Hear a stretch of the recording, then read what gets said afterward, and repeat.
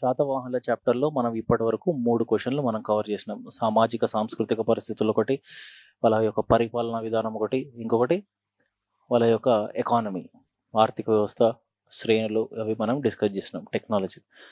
శాతవాహనుల నుంచి ఇంకా ఒక 3 రకాల క్వశ్చన్లు మనం తీసుకోవచ్చు. There are 3 other different types of questions. ఒకటి ఏంటంటే శాతవాహనుల యొక్క మతం, వాళ్ళ మత పరిస్థితులు, ఆ కాలం నాటి వాళ్ళు ఆదరించిన మతాలు ఏంది, అభివృద్ధులు ఎట్లా జరిగినాయి ఆ మత పరిస్థితులు. ఇంకొకటి ఏంటంటే ఒక క్వశ్చన్ మనం ఎక్స్క్లూజివ్గా గౌతమిపుత్ర శాతకర్ణి గురించి మనం తీసుకోవచ్చు. 23వ రాజు శాతవాహనులలో. మీకు తెలిసే ఉంటుంది శాతవాహనులు మొత్తం ఎంతమంది రాజులు, మొత్తం 30. ఆ 30లో 23వ రాజు గౌతమిపుత్ర శాతకర్ణి. ఆయన యొక్క రాజకీయ పరిపాలన, ఆయన యొక్క విజయాలు, శాసనాలకు తగ్గట్టు నాసిక్ శాసనం తెలిపినట్టు ఆయన యొక్క విజయాలు అదొకటి. ఇంకొకటి శాతవాహనుల యొక్క కళాస్వరూపాలు. ఇది చాలా చాలా ఇంపార్టెంట్ క్వశ్చన్. సో ఇప్పుడు ఫస్ట్ మతం తీసుకుందాం ఒక క్వశ్చన్ మనం. Okay, take down the question. శాతవాహనుల యొక్క మతం. Discuss briefly the development of religious conditions during Satavahanas era. శాతవాహనుల కాలం నాటి యొక్క మత పరిస్థితులను క్లుప్తంగా వివరించండి. ఇది కనీసం మనకు 150 వర్డ్స్ అనేది ఉంటుంది. శాతవాహనుల కాలం నాటి మత పరిస్థితులను మనం క్లుప్తంగా వివరించండి. ఆ కాలం నాటి యొక్క మత పరిస్థితులు అండ్ ఏ గ్రంథాలు ఏ మతాల గురించి మనకు తెలుస్తాయి, మనకు అది కూడా మనం చెప్పాలి. ఇప్పుడు ఇలాంటి క్వశ్చన్ వస్తే ఇంట్రొడక్షన్ ఎట్లా ఇస్తారు, how do you introduce the answer. Okay, first of all మీరు ఒక ఆన్సర్ రాసే ముందు ఫస్ట్ ఎప్పుడైనా కూడా ఒక మైండ్ మ్యాప్ వేసుకోండి. దానికి ఒక 30 సెకండ్ల టైం తీసుకోండి, పర్వాలేదు, నష్టం ఏమీ లేదు. మనకు టైం అయిపోతుంది, తొందరగా నేను రాసేయాలి అని అసలు ఆలోచించకండి. ఓకే, శాతవాహనుల యొక్క మతం అనగానే మీకు ఏ మతాలు గుర్తొస్తాయి, ఆ టైంలో ఏ మతాలు ఉన్నాయి, అప్పుడు ఏ మతాలను వీళ్ళు ఆదరించినారు, అవన్నిటి గురించి ఒక్కొక్కటి పారాగ్రాఫ్ ఇచ్చుకుంటూ వాళ్ళు ఎట్లా అభివృద్ధి అయింది రాయాలి. చెప్పండి. ఒకటి బ్రాహ్మణ మతం, అది వైదిక మతం అని కూడా అంటాం. దీన్నే వైదిక మతం అని అంటాం. ఓకే, నెక్స్ట్ నెంబర్ 2 బౌద్ధం, నెక్స్ట్ నెంబర్ 3 జైనం, నెక్స్ట్ నెంబర్ 4 శాతవాహనుల కాలంలో ఇంకా ఏ మతం కనిపిస్తుంది, భాగవత మతం, కృష్ణుడు. ఈ 4 గురించే మీ ఆన్సర్. ఓకేనా, ఈ 4 ఏ రాజు ఏ మతాన్ని అభివృద్ధి చేసినాడు, లేకపోతే ఏ రాజు ఏ మతానికి ఆదరించినాడు, ఏ రాజు ఏ మతానికి సంబంధించిన భిక్షువులకు దాన ధర్మాలు చేసినాడు. అంతే సార్, సింపుల్. ఆ మతానికి సంబంధించిన భిక్షువులు ఎవరు, వాళ్ళ యొక్క కాంట్రిబ్యూషన్ ఏంది, అంతే సార్, సింపుల్. ఇప్పుడు ఇంట్రొడక్షన్ వచ్చేసి శాతవాహనాస్, లేకపోతే though Satavahanas have patronized Brahminism, Vedic religion, or otherwise those Shatavahanas are the followers of Vedic religion. శాతవాహనులు బ్రాహ్మణ మతాన్ని వైదిక మతాన్ని ఆదరించినప్పటికీ, though Shatavahanas have patronized Brahminism, Vedic religion, they gave liberty and followed. They gave liberty to all the religions. They gave liberty to all the religions, or otherwise to various religions, to Buddhists, Jains, Bhagavatists, Bhagavata religion followers. ఏం చెప్తున్నా, శాతవాహనులు బ్రాహ్మణ మతాన్ని వైదిక మతాన్ని ఆదరించినప్పటికీ బౌద్ధ మతాన్ని, జైన మతాన్ని, భాగవత మతాన్ని కూడా సరిసమానంగా ప్రాముఖ్యత ఇవ్వడం జరిగింది. సరిసమానంగా వాటికి ప్రాముఖ్యతను ఇవ్వడం జరిగింది. ఎందుకంటే బికాస్, లేకపోతే as Jains, Bhagavata followers, as majority of the population in the kingdom, majority of the population or various sections of society in the kingdom are following equally all religions. ఎందుకు శాతవాహనులు వైదిక మతాన్ని ఆదరించినప్పటికీ వారు సరిసమానంగా అన్ని మతాలకు ప్రాముఖ్యతను ఇచ్చి, ఎందుకు అంటే దానికి కారణం కూడా అక్కడనే చెప్పాలి. ఎందుకంటే రాజ్యంలో ఉన్న అత్యధిక జనాభా మొత్తం అన్ని మతాల వాళ్ళు ఉన్నారు. అందరూ బ్రాహ్మణులు కాదు కదా, బౌద్ధ మతస్థులు ఉన్నారు, జైన మతస్థులు ఉన్నారు. కాబట్టి అన్ని మతాలకు సెక్యులర్గా లౌకికవాదంగా వ్యవహరించడం జరిగింది. అర్థమైందా? ఇది మన introduction. Clear? So though Shatavahanas are the followers or the patronized Brahminism or Vedic religion, they gave liberty to all the religions. Buddhists, Jains, Bhagavata followers, as majority of the population in the kingdom or the followers are following equally all the religions. Change the paragraph and write, this indicates the secular fabric or secular culture of the society of Deccan or religions of Deccan. This indicates the secular society or secular. This indicates the secular culture of Deccan society. ఇది శాతవాహనుల యొక్క పరిపాలన లౌకికవాదాన్ని మనం తెలియజేస్తుంది. ఇప్పుడు ఇది మనం introduction ఇచ్చినాం సార్. ఇట్లా ఇప్పుడు మనం క్వశ్చన్ ఏం అడిగిందో అక్కడికి వచ్చేద్దాం డైరెక్ట్గా. ఏ మతాలు ఉన్నాయి? ఫస్ట్ బ్రాహ్మణ మతం. Give the side heading. Or Vedic religion. ఇక్కడ మీకు ఒక పాయింట్ తెలియాలి. ఇక్కడ ఇదే అసలు ఆన్సర్లో ఉన్న ఒక కీ పాయింట్.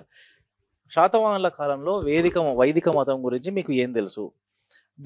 ఇది ఎట్లా మారింది? Satavahanas during the Satavahanas era the Vedic religion has been transformed into Puranic Hinduism. అంటే వైదిక మతం శాతవాహనుల కాలంలో పౌరాణిక హిందూ మతంగా మారింది. పౌరాణిక హిందూ మతం అంటే ఏంది? శివ విష్ణుని పూజించడమే పౌరాణిక హిందూ మతం. మరి బ్రాహ్మణ మతం అంటే ఏంది? బ్రాహ్మణ మతం అంటే బ్రాహ్మణులకు మాత్రమే ప్రాముఖ్యత ఉంటుంది, యజ్ఞయాగాలకు ప్రాముఖ్యత ఉంటుంది. బ్రాహ్మణ మతంలో భక్తికి తావు లేదు. అర్థమైందా? సో ఇక్కడ వేదిక్ రిలీజన్, రైట్, తెలుగు. వైదిక మతం శాతవాహనుల కాలంలో పౌరాణిక హిందూ మతంగా మారింది. During the Satavahanas era Vedic religion has been transformed into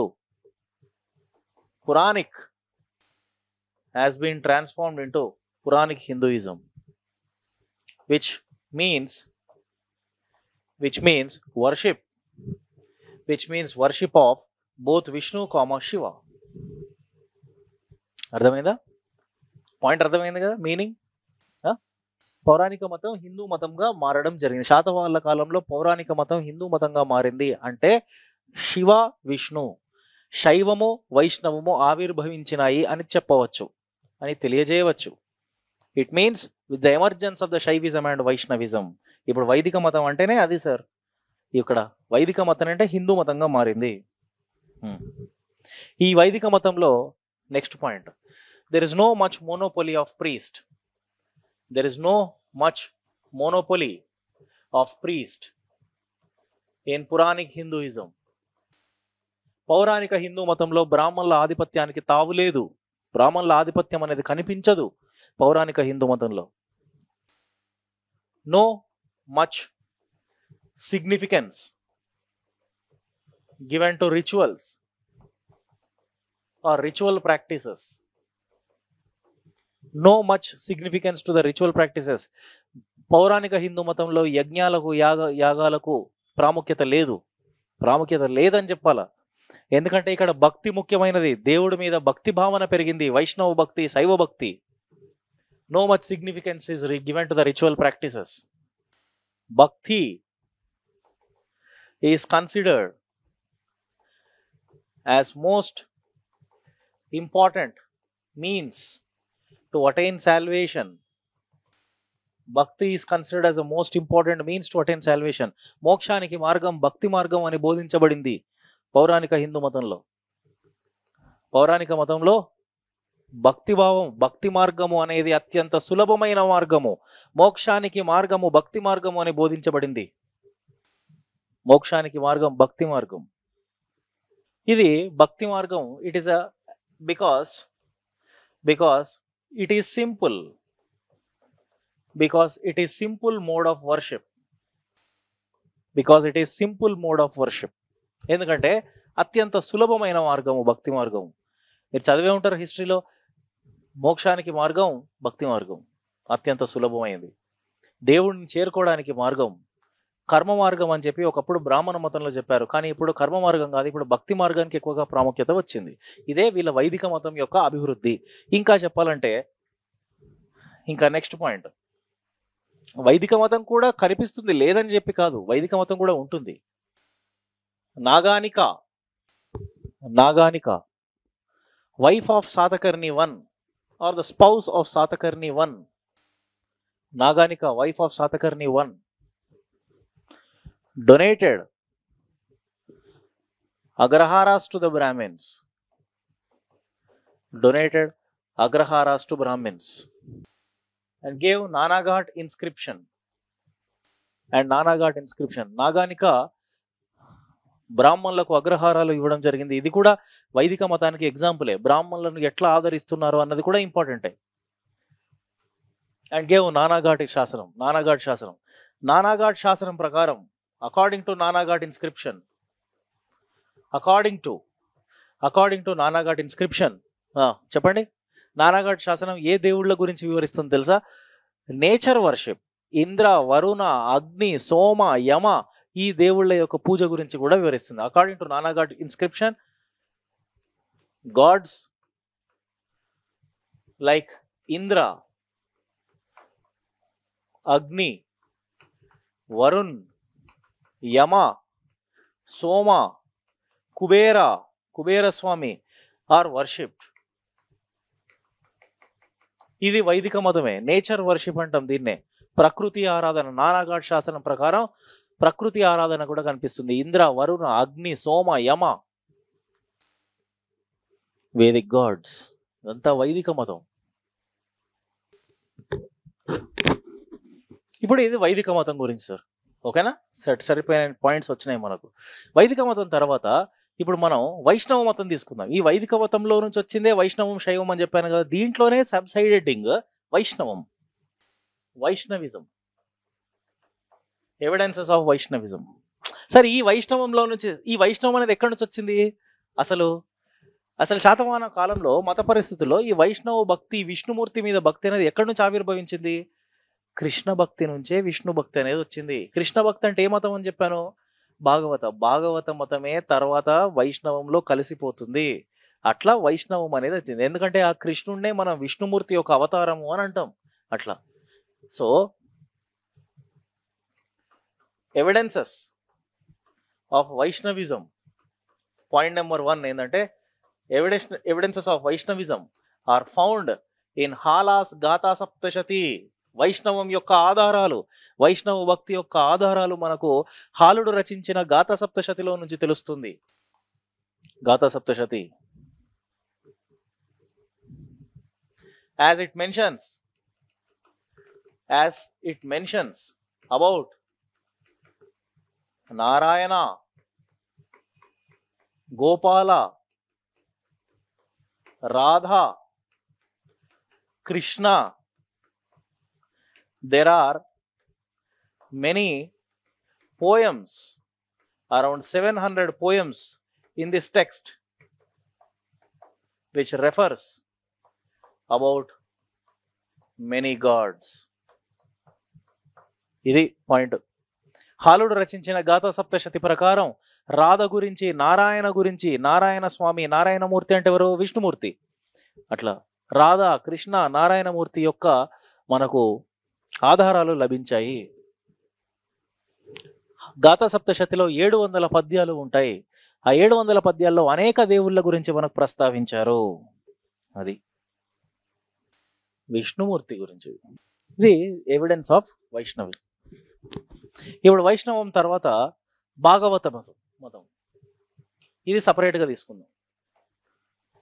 భాగవతిజం.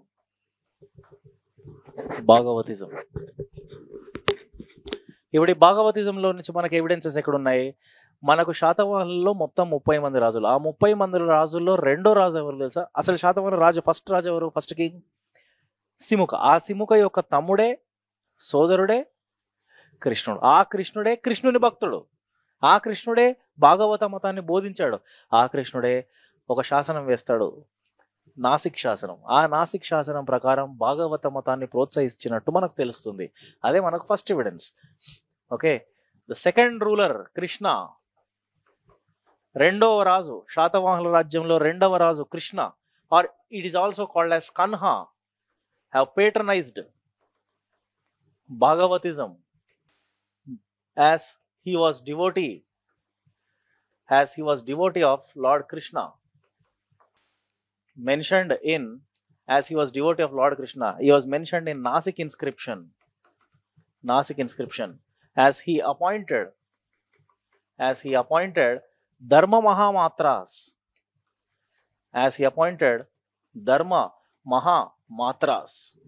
Point ఏంటంటే భాగవత మతం గురించి ఇప్పుడు శాతవాహనుల రాజ్యంలో రెండవ రాజు కన్హుడు లేకపోతే కృష్ణుడు, అతడు భాగవత మతాన్ని ఆదరించాడు. అతడు కృష్ణుడి యొక్క భక్తుడు, కృష్ణుడి యొక్క భక్తి మార్గంలో నడిచి భాగవత మతాన్ని ఆదరించి నాసిక్ శాసనంలో ధర్మ మహామాతృలను నియమిస్తాడు. as he appointed ధర్మ మహామాత్రాస్ to look after the welfare of the devotees.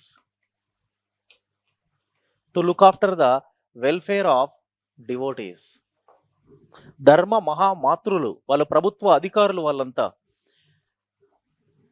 ధర్మ మహామాతృలందరూ కూడా ప్రభుత్వ అధికారులు. వీళ్ళంతా ఏం చేస్తున్నారు?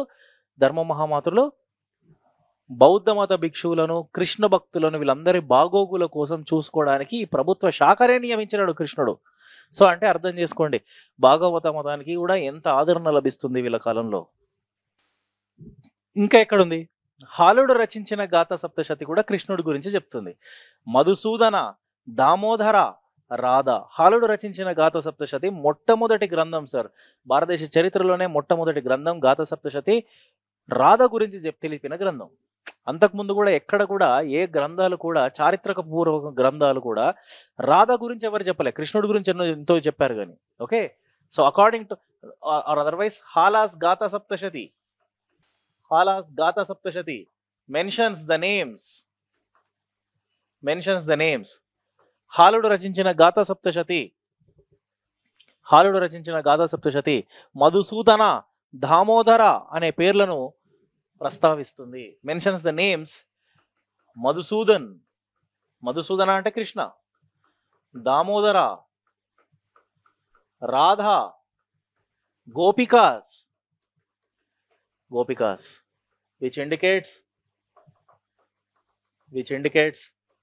people, which indicates people, or which indicates they are devotees of Krishna, which indicates devotees of Lord Krishna. Radha, గోపిక ఇవన్నీ ప్రస్తావించడం ద్వారా వారు కృష్ణుని భక్తులు అని తెలియజేయవచ్చు. క్లియర్?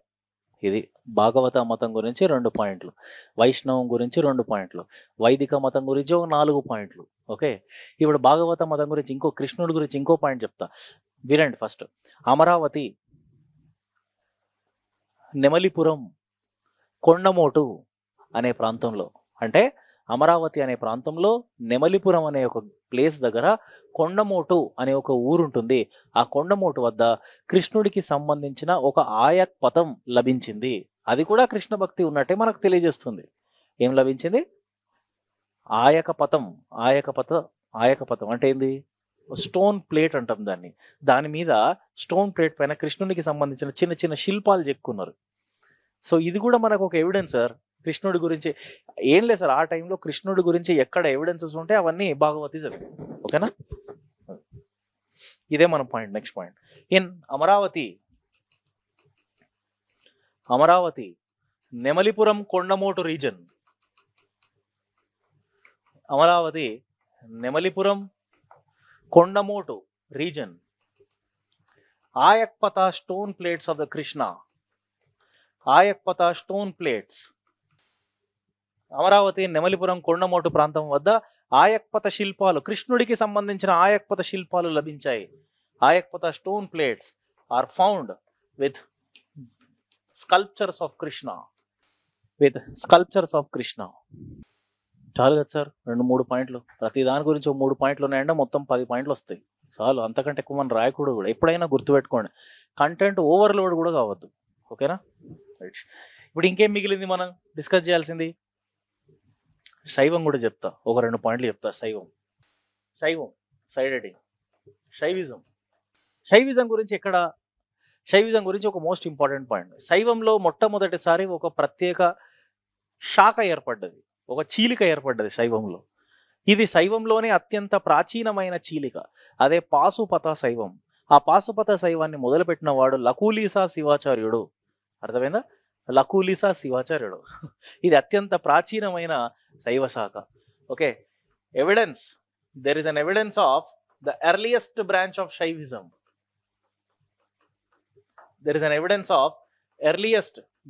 శైవిజం. శైవంలోనే అత్యంత ప్రాచీనమైన శాఖ లేకపోతే చీలిక, that is Pashupata Shaivism.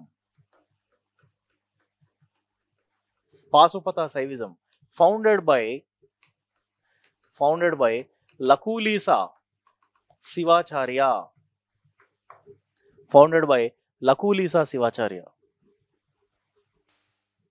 And also, next point, in Veerapuram in Kurnool gives evidence of 16 Shiva temples. These are which are the earliest temples in the India. Kurnool. Next point ఏంటంటే కర్నూలు జిల్లా వీరాపురం వద్ద 16 శివాలయాలు లభించాయి. అర్థమైందా? 16 శివాలయాలు. ఇవి దేశంలోనే అత్యంత ప్రాచీనమైన శివాలయాలు. ఓకే, అది. సో శాతవాహనుల కాలంలోనే శివభక్తి ఉన్నట్టు తెలుస్తుంది. ఇంకొక పాయింట్ కూడా చెప్తా మీకు ఇక్కడ. దేశంలోనే మొట్టమొదటి శివలింగం ఎక్కడ బయటపడ్డది అంటే చిత్తూరు జిల్లా గుడిమల్లం వద్ద. The earliest Shivalinga in the India, or earliest Shivalinga is found at Gudimallam, Chittoor జిల్లా. వైష్ణవం, శైవం, భాగవతం, బ్రాహ్మణ మతం. ఇక జైనం, బౌద్ధం కూడా ఉన్నది. కాకపోతే మనం జైనం, బౌద్ధం పైన ఒక సపరేట్ క్వశ్చన్ తీసుకుందాం. ఇక్కడ జస్ట్ ఒక్కొక్క పాయింట్ చెప్తాం మీకు అంతే జైనం, బౌద్ధం గురించి. జైనిజం మీకు తెలిసిందే. జైనిజం అంటే తెలంగాణనే జైనిజంకి పెట్టింది పేరు. Okay, the birth of Jainism in South India has been taken place in Telangana. Okay, మొత్తం 24 మంది తీర్థంకరులు. ఆ 24 మంది తీర్థంకరులో 10వ తీర్థంకరుడు శీతలనాథుడు. ఆ శీతలనాథుడి యొక్క స్వస్థలం భద్రాచలం. ఎట్లా తెలుసు? మీది అక్కడనే కదా, మీరు ఖమ్మం అని చెప్తున్నారు కదా. 24 తీర్థంకరులలో 10వ తీర్థంకరుడు తెలంగాణ వాడు. అర్థమైందా? సో ఎవరు సార్ చెప్పింది జైనం తెలంగాణలో లేదని? చాలా పాపులర్ జైనం. తీర్థంకర్లు వదిలిపెట్టండి. మొట్టమొదటి జైన మత ఆచార్యుడు, తెలంగాణకు సంబంధించిన జైన మత ఆచార్యుడు కొండనాచార్యుడు. అతడి పేరే పద్మభట్టారక అని అంటాం యాక్చువల్గా. వీళ్ళిద్దరు గురించి రాస్తే చాలు. ఇంకొకటి, జైన కేంద్రాలు తెలంగాణలో శాతవాహనుల కాలం నాటి జైన కేంద్రాలు ఎక్కడున్నాయి? మునులగుట్ట, కరీంనగర్ జిల్లా దగ్గర మునులగుట్ట అనేది ఒక పాపులర్ జైన్ సెంటర్. ఈ 3 రాస్తే చాలు. జైన ఆచార్యుడు కల్కసూరి ప్రబంధ, ఈయన గురించి. ఇట్లా జైనిజం, ఎవిడెన్సెస్ ఆఫ్ జైనిజం ఎక్కడుంది? 10th Tirthankar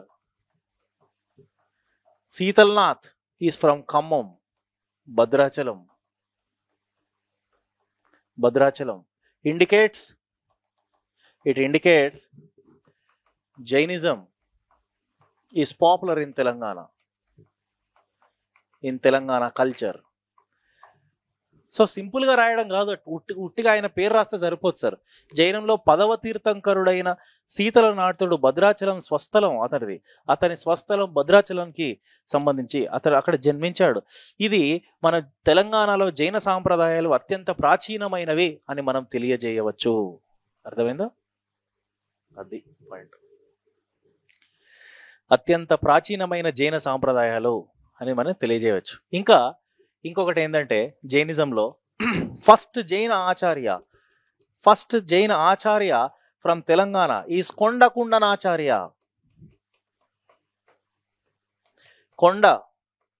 కొండకుండనాచార్య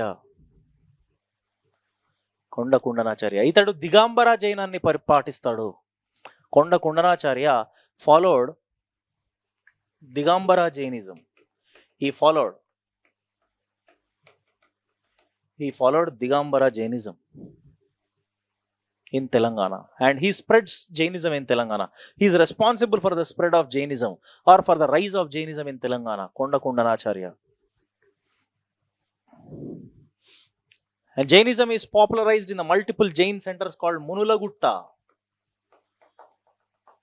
Jainism is popular. జైన కేంద్రాలు తెలంగాణలో అత్యంత ప్రముఖమైన జైన కేంద్రాలు ఒకటి మునులగుట్ట, కరీంనగర్ జిల్లా వద్ద మునులగుట్ట. ఇది ఒక్కటే సార్ ఆ టైంకి ఉన్న ఏమంటారు జైన కేంద్రాల్లో ఒకటి.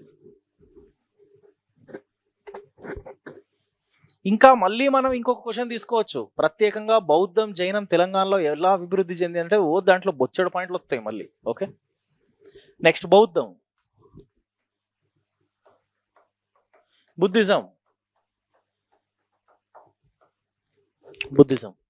ఈ బుద్ధిజంకి వచ్చేసరికి ఇప్పుడు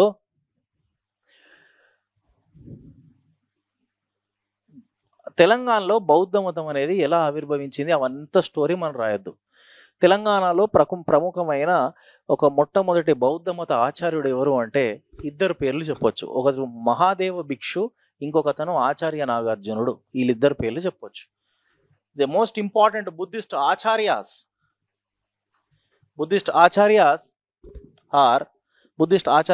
ఎవరు?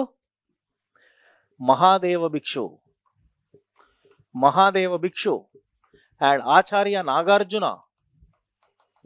and Acharya Nagarjuna are responsible for the spread of Buddhism in Andhra.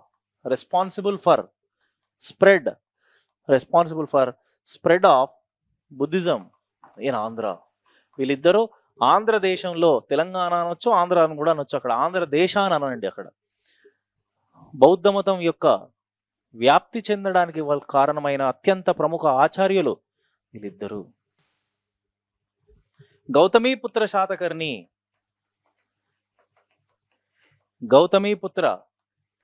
Satakarni donated villages for Badarayana Buddhist monks. Gautamiputra Satakarni శాతవాహనుల కాలం నాటి బాదరాయణ బౌద్ధ మత భిక్షువులకు ఎన్నో అగ్రహారాలు ఇవ్వడం జరిగింది. బాదరాయణులు, మహాసాంఘికులు, ధర్మోత్తరీయులు, ఇలా ఎన్నో బౌద్ధ మత శాఖలు ఉన్నాయి. అందులో ఇది ఒక్కటి రాస్తే చాలు. ఆన్సర్ రైటింగ్ ఫాస్ట్ సార్, చాలా ఫాస్ట్ ఉండాలా. ఎగ్జామ్లో టైం ఉండదు. ఓకేనా? ఒక క్వశ్చన్కి మనకు 10 నుంచి 12 నిమిషాలే. 12 నిమిషాలలో మీకు గుర్తుకు రావాలా. మీరు గుర్తుకు రాసింది ఫస్ట్ మైండ్ మ్యాప్ వేసుకోవాలా. ఆ మైండ్ మ్యాప్ వేసుకున్నది రాయాలంటే అది ప్రాక్టీస్ తోటే వస్తుంది. ఓకేనా? ఇది చాలు ఈ పాయింట్లు. This is the answer. ఎంత కంటెంట్ వచ్చింది ఒకసారి చూపెట్టండి. ఎంత కంటెంట్ అటు అంతేనా?